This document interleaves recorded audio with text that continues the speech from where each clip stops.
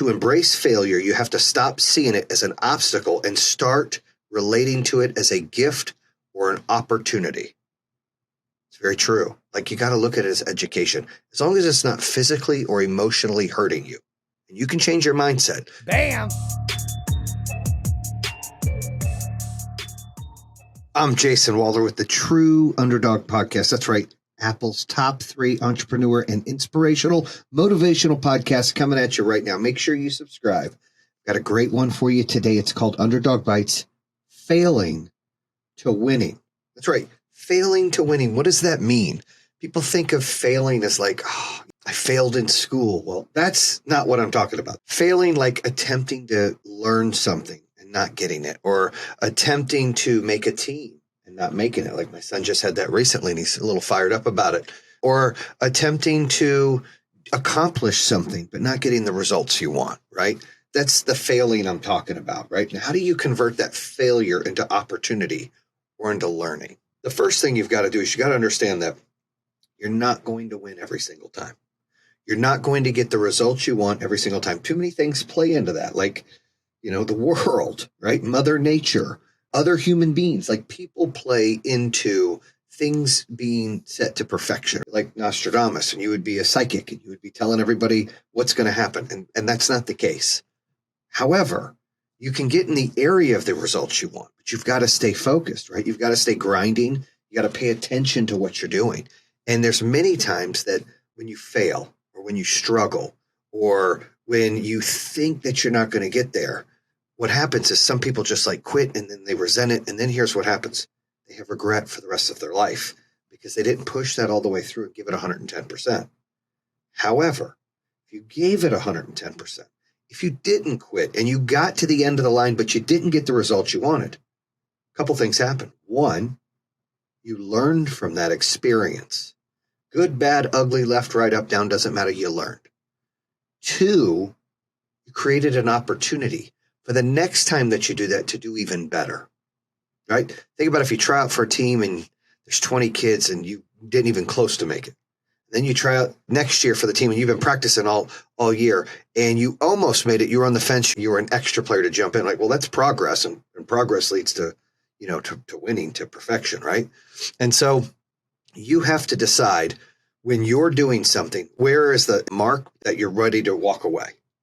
But you've got to live with that, right? And so I always like to think, how do I convert this into an opportunity? And everyone says it's a setback. I feel like when you're winning all the time, and I've had, in life had some good months where things were riding well, and I've had a lot of bad months where things weren't riding well. But what I learned from the bad months or the bad days or the bad years or the whatever, I learned how to make the next ones tomorrow better. Our eyes are in the front of our face because we got to look forward. We can't stay focused on what's behind us, but we can take that knowledge, that wisdom, that experience, right, and turn it into opportunity.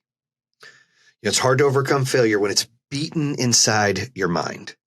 Like, we have a mindset of you're a failure. You don't go to college. You're a failure. You didn't do this. You're a failure. I didn't go to high school. I didn't go to college. And I don't think anybody should ever be called a failure because of the expectations we put on today's youth and, my generation of you have to go to college to do something. That's not true. In fact, most entrepreneurs are not college educated. So, people need to realize that experience is the best wealth of knowledge. Experience. How do you get experience? You have to try something. And when you try something, the only time you ever learn is when you fail. If I go out and I'm a baseball player and the pitch comes and I just hit a home run. Well, and the same pitch comes next time and I hit a home run. The same pitch comes next time I hit a home run. They didn't change their pitches. So I'm only used to hitting the fastball and I hit it every time. I didn't learn anything. I'm doing it the same way and I'm getting great results. But all of a sudden they throw a curveball and I miss. Okay, well, they throw a curveball again, I miss. Now I've got to figure out, man, that's 2 misses. Where am I missing that? I'm paying attention. I'm learning. It's the same thing in anything in business. Like if you go on and you're running a company or you're a salesperson and you just slide by or you just, you're getting enough to where it's enough or you're just lucky. I don't believe in luck, but I believe, circumstances sometimes go other people's ways. And I think that, if you hit those moments and you get stagnant, you get comfortable, you don't learn. In fact, you regress, right? The reason I always focus on people being in the middle, not at the top of the food chain or the top of the lineup or the best, you want to try to get there. But when you get there, it's really hard to stay there because you get demotivated and you're not learning because you're winning all the time. You learn from losses. You learn from struggles. You learn from bad times and things where you don't get the results you want, so you can get better. You can get stronger. You can get faster. You get more educated. You can have the knowledge and the wisdom and the power to do what you need to do, right? But it cripples people because of their ego. That's the biggest thing. Like, everybody has an ego. Everybody has somewhat of an ego. And if you fail at something, you're embarrassed. You feel like a failure. Your ego's in there. So what a lot of people do is they won't ever try because they're scared of failure. They're so intimidated by it. When really, like I keep preaching, that failure could teach them something. So maybe they need to do something else, or they can do that better the second time. If they never do it, they don't learn anything. That fear took control. And you can't have that fear mindset to mess with your ego. And the only reason you're fearful, it's not because it's going to hurt you. You're fearful because you're worried about what people will think about you because of your ego. And you can't think about your ego. You always got to put that to the side and do what's best for you, your family, your business, your brand, right? People are easily discouraged when they fail because not only the way the world looks at them, right? Social media and things like that, but because they're embarrassed, right? We talked about ego, but they're also embarrassed. They are ashamed. It's kind of been stuck in our head, right? Like, if you don't do that, you don't succeed at that, you're nothing. That's not true. There's a guy that wrote the book. I think it was Jack Canty. And I got to interview him on office hours, and he wrote the book Chicken Noodle Soup for the Soul. And he sent it to like 37 publishers that told him no. So he failed 37 times. 38th one, dude, he sold almost as many books as the Bible has. It's like the number one book ever, right? Chicken Noodle Soup for the Soul. That's a big deal. But it took 37 no's to get the yes. It's the same story with the girl, and I don't know her name, that wrote Harry Potter. She had a lot of no's. Now she's the richest author ever. She finally got a yes. Well, she was failing all those times, and she was learning, what can I change in my pitch? What can I change in my book? What can I change in the way I do this? Until she mastered it, and somebody said, I'm in. And they took it to the next level. Michael Jordan didn't make his basketball team his freshman year. He failed, went home. What if he just never played again because he let his ego get in the way? He didn't. He tried harder, and he stepped up, and he did the difference. My son is blessed with some football skills. I will give him credit. And he does a little boxing workout stuff. But basketball doesn't run well in our family. Like, we're average at best, right? We foul a lot. We play tough defense. Not the best dribblers or the shooters. And my girls have played basketball, travel basketball too. They've gotten a little better than some kids playing rec, but they're not A players, right? They're B players maybe. Well, my son, he's a C to a B player. Hasn't played in a year. I go and get him a couple lessons with, shout out to my dude Damien, that works him up, trains him a couple times, get him ready for tryouts. And my son felt like he was going to make the team. He said there was like 24 kids trying out, and 10 were going to make it, 14 weren't. And he felt like he was in the top 10. Like, he felt like he was like 7, 8, 9, or 10, like somewhere in that range. We ended up not making the team. And, the coach reached out, and he's discouraged right now. Like, hey, buddy, it's okay. Sometimes you'll make teams. Did you ever not make team? Yeah, there's a lot of things. Yeah, buddy, there's times that I didn't get the job I wanted. I didn't date the girl I wanted. I didn't win the game I wanted to. I didn't make the team I wanted to play. Like, those things happen. And he stayed upset. He's still a little fired up. But I'm like, look, you can go play for another team, practice, get better at it. It's just not my sport. And it's unfortunate. I'm going to work on him. But that's real life example of him just walking away, letting his ego get in the way because he lost. He's 11. I'm going to try to train him to do different. I'm going to try to get him to go play again. I'm going to try to get him more lessons. I'm going to try to go get him to make a team so he can defeat that. He can win that, right? He can turn that into an opportunity to get to winning, because this show is about failing to winning, right? And so I'm going to work on that. But all of us can work on that. We all have times where we fail and then we're just like, oh, we're not going to do it. I suck at it. Well, you only suck at it because you only did it once, or you only did it twice, and you're not learning from when you do it again to get better. And you got to ask yourself, if you want to be better at something, then you got to learn from the failure to get there. It's very important. Own Your Power book. Again, I want to give a shout out. It's a top Wall Street Journal book and Amazon. bestseller book. So I appreciate everybody who bought the book. You can buy it on Amazon right now. The audiobook, the hardback, and the soft book come out in January. Okay, but right now you can get the ebook. So a couple quotes from the Own Your Power book. When failure shows up, it's an opportunity to examine what happened. Look for ways to avoid that hang up next time and put processes in place to turn it around, improve, and win. Right? Think about that. You got to put the process in place to turn that thing around, and you got to improve because you learn from what just happened, and then you can win. Okay, so failure turns into winning because you got to take the time to do those things. You can't get hung up on the negative. You got to focus on the positive. Okay. Many of us are conditioned to believe from childhood that if you fail, you've screwed up and you're a bad kid. But you need failure to get success. That is 1,000 times true. We were talking about, I did a little show today talking about how to cold call, right? And me and Kenny Boom Boom were talking about how many doors you have to hit to get a yes. Back in the day, we sold home security. And, usually the average number was 20. The goal was if I can get that down to 18 no's to get a yes, or 16 no's to get a yes, or 15 or 10, you double my income, right? That's how it works. You got to learn to master that skill. But I'm getting 19 failures, 18 failures, 20 failures till I get a yes, 15 failures till I get a yes. Those are still no's. Those no's are failures. And the reason why salespeople are super confident, the reason why salespeople are usually very successful is because they fail every day when they get no's. But they learn every day when they get no's. See here, when you're scared to even try to get a no, you don't learn anything. You stay in the same stuff and the same shit you're doing. But when you get those no's, or you don't get the results you want, you don't get the goal you exactly wanted, but you learn something from it, you're better. You're better. Another quote from the book: to embrace failure, you have to stop seeing it as an obstacle and start relating to it as a gift or an opportunity.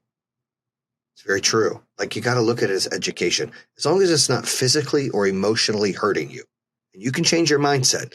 You can look at it as, you know what, this experience that didn't get the results I wanted, I'm excited about this, and it's a gift or an opportunity because I learned and I got better today. I got better today than I was yesterday.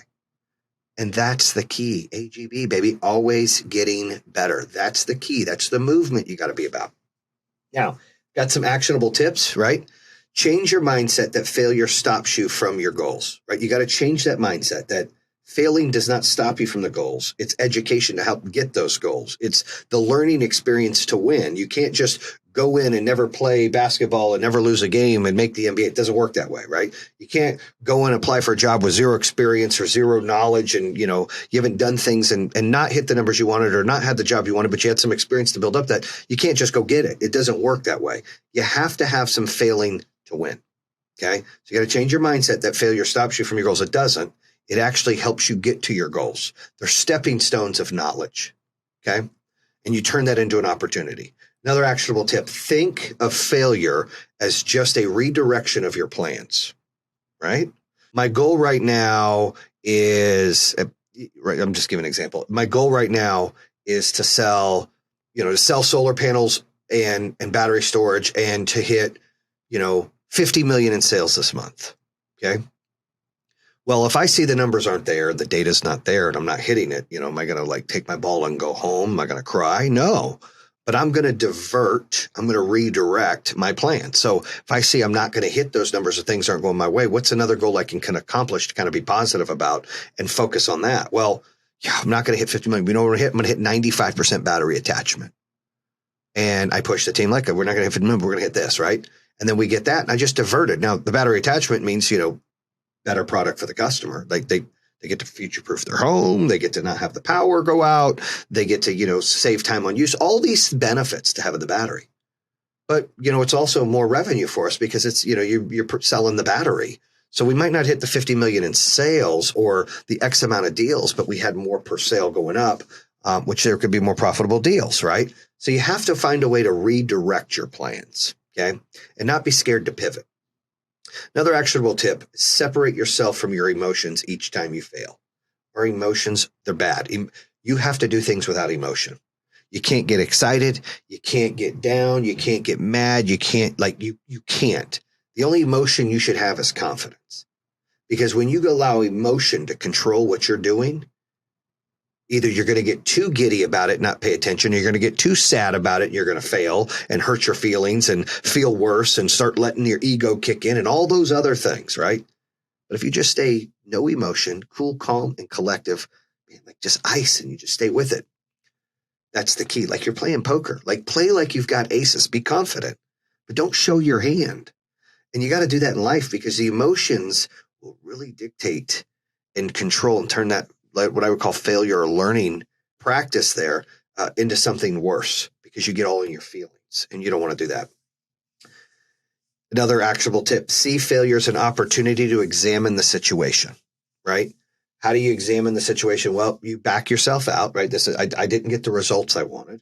So, in essence, I failed. So I didn't get the results I wanted, but I learned some stuff. I back out and I go, okay, let me examine the situation and now see what I've learned so I can apply it. So you got to step out of that and kind of go through the whole process and say, all right, where did I do really good? Where did I do really bad? Where am I in the middle of the road? What can I work on? What did I learn from this, and how do I apply it, right? So it's just setting that up from the outside looking in. When you fail, put a new process in place. We just talked about how you pull those out and then you apply it, right? Okay, so I learned this part and I learned this part, but I struggled at this part. I'm going to take these two parts. I'm going to focus on that. I learned how to, sell this way, and I learned how to ask for referrals here. Now I'm still struggling on closing the paperwork. I'm just giving you examples, but you find the two things you're really good at. You focus on them. You double down on them. You take the stuff you're at the middle, you try to make them better. And the stuff that you're not good at, you're getting better from the last time you didn't get your results. So keep applying it, and it just goes up. Summary: try to remember failures, not only your successes, right? When you win all the time, or you get a lot of wins, they give you trophies, right? They celebrate. Hey, you did good. You did that.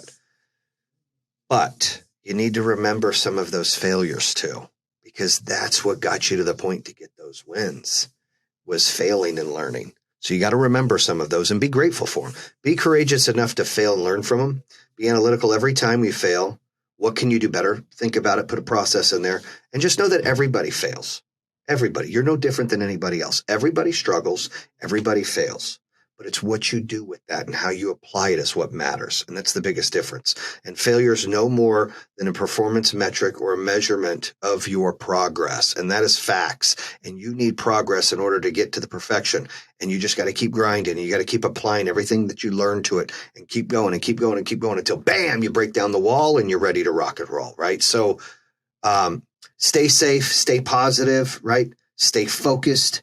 Make sure that failing, you understand you can turn to winning. You can use it as knowledge. You can embrace yourself. Make sure you're elevating people out there. Make sure you're making people smile. That's a wrap on the episode. Bam!